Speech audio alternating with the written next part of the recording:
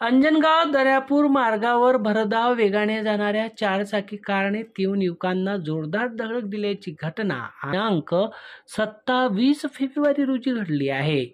सुदैवाने या अपघातात कोणतीही जीवितहानी झाली नसून कार चालक आणि युवकांना किरकोळ दुखापती झाल्या आहेत।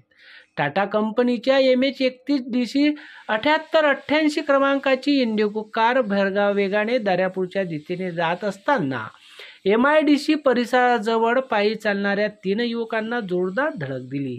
वाहनाचा वेग अधिक असल्याने कार चालकाचे नियंत्रण सुटले आणि कार रस्त्याच्या कडेला जाऊन पडली। अपघातानंतर नागरिकांनी तात्काळ जखमींना ग्रामीण रुग्णालय अंजनगाव येथे उपचारासाठी दाखल केले। प्राथमिक माहितीनुसार कार चालक व युवक निंबारी गावातील असल्याची माहिती समोर आली आहे। या अपघातात कारचे मोठे नुकसान झाले असून अपघात पाहण्यासाठी घटनास्थळी मोठ्या प्रमाणात नागरिकांनी गर्दी केली होती। अपघाताची माहिती मिळताच वाहतूक पोलीस तात्काळ घटनास्थळी दाखल झाले आणि परिस्थितीत नियंत्रणात आणली।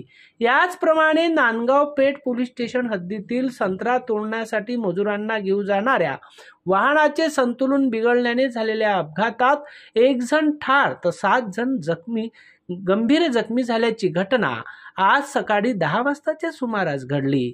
महामार्गावरील सावर्डी येथे जमुना देवीदास सावंत राहणार शासकीय वसाहत नांदगाव पेठ या महिलेचा घटनास्थळीच मृत्यू झाला तर 7 जण गंभीर जखमी झाले आहेत।